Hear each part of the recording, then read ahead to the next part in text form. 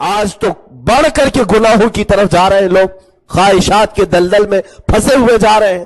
آج کا دن پورا زنا کے طور پر منایا جا رہا ہے۔ میں اپنی بچیوں سے کہوں گا، بعض ہمارے بڑے لوگوں نے اس کو یوم حیا کہا ہے، بہت ہی اچھا ہے۔ یہ ویلنٹائن ڈے نہیں ہے، یوم حیا ہے، حیا کا دن ہے۔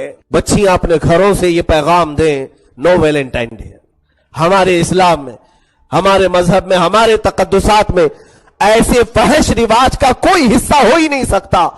اگر تمہاری خواہشات ہیں، اپنے ماں باپ سے کہو شادی کروا دیں، نوجوان جائیں، نکاح کا پیغام بھیجیں کسی کو۔ اللہ کے حبیب صلی اللہ علیہ وسلم نے تو یہ فرمایا تھا، نکاح کو اتنا آسان کر دو کہ زنا کرنا مشکل ہو جائے، اور یہاں بات ایسی آ گئی کہ زنا کو آسان کر دیا گیا، نکاح کو بہت بھاری بنا دیا۔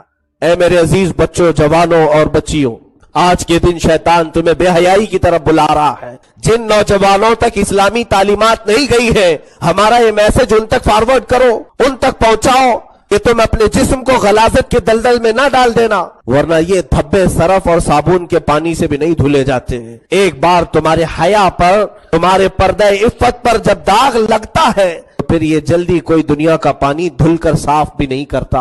اس کی عمر ہو جائے، اس کا نکاح کر دیا جائے۔ رسول پاک صلی اللہ علیہ وسلم نے فرمایا 5 چیزیں ایسی ہیں جس میں تاخیر کرنا گناہ ہے۔ ایک، نماز کا وقت ہو جائے تو نماز پڑھنے میں تاخیر کرنا۔ دوسرے، جب کسی کی موت ہو جائے تو جنازہ اٹھانے میں تاخیر کرنا گناہ ہے، جلدی اٹھایا جائے۔ تیسرے، جب بچی جوان ہو جائے، بالغ ہو جائے تو اس کے نکاح میں تاخیر کرنا گناہ ہے۔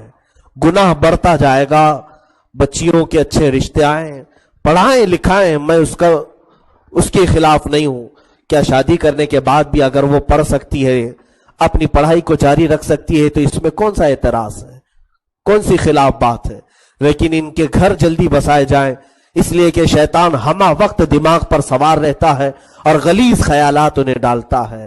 اسی طرح نوجوان لوگوں سے بھی، اور جو بڑے لوگ ہیں، یہ نکاح کو آسان بنائیں، نکاح کو آسان کریں۔ آج کے دن میں سب سے یہی گزارش کروں گا، بچوں سے، بچیوں سے، اس برے رسم و رواج کا کلی طور پر بائیکاٹ کریں۔ جب کسی سے زنا ہو جاتا ہے تو اس کی کتنی خرابیاں جانتے ہیں؟ 15 مصیبتیں اس پر اللہ نازل فرماتا ہے۔ 15 مصیبتیں ایسی کہ 5 دنیا میں، 5 قبر میں اور 5 حشر کے دن۔ یہ زنا کبیرہ گناہوں میں سے ہے کہ اللہ کے حبیب صلی اللہ علیہ وسلم کی بارگاہ میں کسی صحابی سے بھی ہو گیا تو حضور نے نہیں فرمایا جاؤ توبہ کر لو سب ختم ہو جائے گا، بلکہ انہیں حکم دیا کہ انہیں پہاڑ کے اوپر سے نیچے گراؤ اور ان پر سنگساری کرو، پتھروں سے بارش کرو۔ ماعز اسلمی رضی اللہ تعالیٰ عنہ، صحابہ ہمارے سروں کے تاج ہیں، وہ آنکھوں کے ہمارے نور ہیں، لیکن ان کی خطائیں ہمارے لیے عبرت رہیں۔ سنگسار کیا گیا تو ماں و شما کا حال کیا ہے میرے عزیزو؟ یاد رکھنا، اللہ رب العزت تمہارے ہر چیز کو، ہر فعل کو دیکھ رہا ہے۔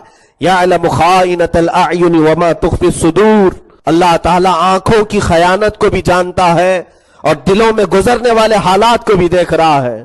وہ بچے اور بچیاں جو اپنے گھروں سے ماں باپ کو بول کر گئیں کہ آج کالج ہے، ہمارے کلاسز ہیں، فلاں جگہ جانا ہے، ملنا ہے، اور پھر ماں باپ کو دھوکہ دے کر کے اگر اپنے معشوق اور اپنے محبوب کے ساتھ رنگ رلیاں منانے کی کوشش کر رہے ہیں، ہو سکتا ہے کہ تم نے اپنے ماں باپ کی آنکھوں کے پر دھول جھونک دیا ہو، تم نے اپنے بھائی بہنوں کو چھپ کر کے اپنے جسم کو غلیظ کر لیا ہو۔ یاد رکھنا، جس خالق نے تمہیں پیدا کیا وہ ہر لمحہ تمہیں دیکھ رہا ہے، ہر آن تمہیں دیکھ رہا ہے۔ جس وقت تمہارا بدن آشکار ہوتا ہے اس وقت بھی رحمان تمہیں دیکھ رہا ہے۔